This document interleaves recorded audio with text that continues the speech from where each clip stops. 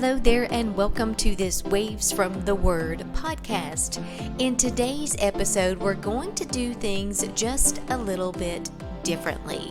Normally in this podcast, we cover one chapter of the Bible each day, but I am in the process of synchronizing this podcast with a Facebook group that I am currently running. So I am working to get everybody on the same page. So today, I am actually going to be covering Genesis chapters 23 through 27. So if you want to break this podcast up and just do one chapter a day, feel free, but we will be discussing Genesis chapters 23 through 27. So let's get started. In chapter 23, sadly, Sarah dies. Abraham proceeds to find a proper burial site for his beloved wife. Several people offer him their tombs for free, but Abraham insists on paying full price. He actually purchased the field of Ephron, and included in that was the cave located in that field and all of the trees. He buries Sarah in the cave. Moving on to chapter 24 in Genesis, Abraham continues to age. He asks his oldest household servant to make a promise to him, and he wants to make sure that Isaac does not take a wife from the daughters of the Canaanites, but instead he wants him to find a wife in his country and with his kindred. They develop a plan for the servant to go out and find a wife for Isaac. The servant sets out with 10 camels and all sorts of gifts from Abraham.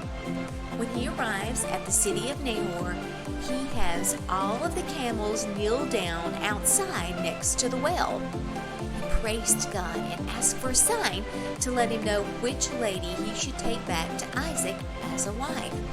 He asks God to send him a woman who would offer him water as well as offer to fetch water for all of his camels.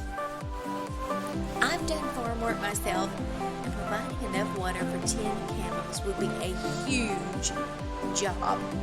Before he could finish praying, Rebecca shows up.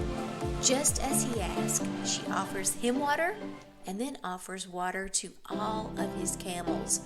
The servant gives her a gold ring and 2 bracelets and asks who her father was and if there would be room for him and the camels to spend the night.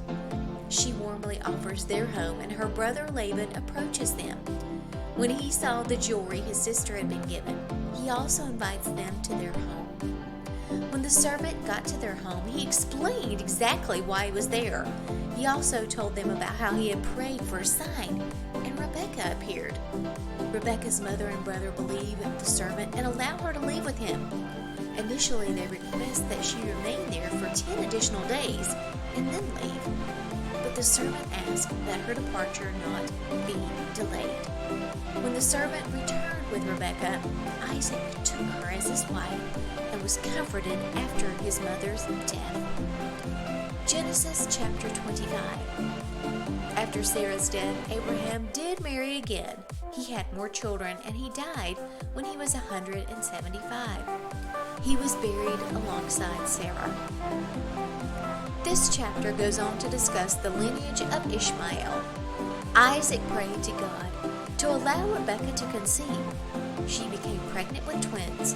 While pregnant, she could feel the babies battling inside her womb, and God told her that 2 nations would come from the babies she was carrying. Esau was the firstborn, and he was red and had hair all over his body. The secondborn was Jacob, and he actually came out of the womb holding Esau's heel. Esau was a hunter, and Jacob was a quiet man dwelling in tents. Esau was Isaac's favorite, and Jacob was Rebekah's favorite. One evening, after a busy day of hunting, Esau came home to find Jacob cooking up some delicious stew. Jacob actually convinced the hungry Esau to sell his birthright in exchange for dinner. Genesis chapter 26. We will call this chapter History Repeats Itself. In chapter 26, we see another famine very similar to the one Abraham experienced years earlier. This time, it's Isaac who is dealing with the famine. God reassures Isaac that he will provide, and in fact, he will make his descendants numerous, just as he had promised his father. History also repeats itself when Isaac lies about his wife and says she is his sister, just like Abraham did. We also see another appearance by King Amalek. He is actually the one who figures out that Isaac is lying about his wife Rebekah. He warns his people to not touch Rebekah because she is married. Isaac listens to God's promise of blessings, plants a crop, and reaps a harvest 100-fold. He had many other possessions, and King Amalek actually asked him to leave that area because he said Isaac was mightier than them. Isaac settles in the valley of Gerar and proceeds to dig several wells. They were the wells his father had previously dug, and he gave them the same names Abraham had given them. There was conflict between Isaac's people and the people living in the land over who the wells actually belonged to. The Philistines were obviously jealous and fearful of Isaac, and their attempt to plug his wells was actually a power tactic. Isaac continued to move, and when he finally settled in Beersheba, God spoke to him and told him once again that he would bless him and make his descendants numerous. Meanwhile, King Abimelech has been watching all of this and hunts Isaac down. He tells Isaac that it is evident that God is with him, and he wants to make a truce between the two that they will not harm each other. It appears that Esau gets married twice at the end of this chapter. Isaac and Rebekah are apparently not happy with either wife because they were both foreigners. The last chapter we're going to discuss in this podcast is Genesis chapter 27. A historic case of identity theft can be seen in chapter 27. Isaac is much older and can no longer see. He calls for his son Esau and tells him to go hunting and prepare for him a delicious stew. When he does, Isaac will bless him before he dies. Mother Rebekah was listening in, and if you will recall, Esau is a daddy's boy and Jacob is a mama's boy.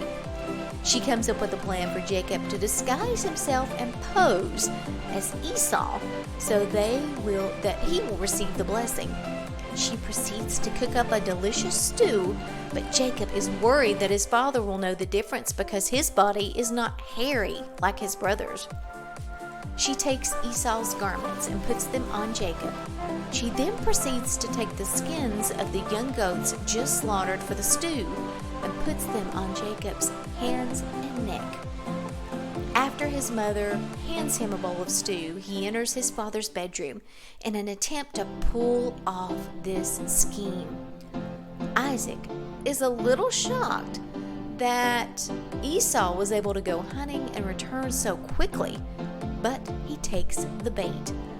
After feeling the goat skin and smelling his clothing, he proceeds to bless him even though he thinks his voice sounds like the voice of Jacob.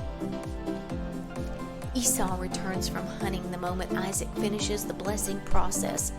Esau is ready to receive his blessing and asks his father to proceed. He is devastated when he realizes what happens.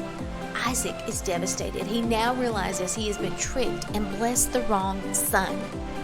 Esau is furious. He decides that after Isaac dies, he will kill his brother. Mama Rebekah comes to the rescue once again. She tells Jacob of Esau's plan to kill him and encourages him to leave and go stay with Uncle Laban in Haran until Esau calms down. She ends by telling Isaac that she cannot stand the idea of Jacob marrying a Hittite woman. Thanks so much for joining me today. I'll see you back here again next time.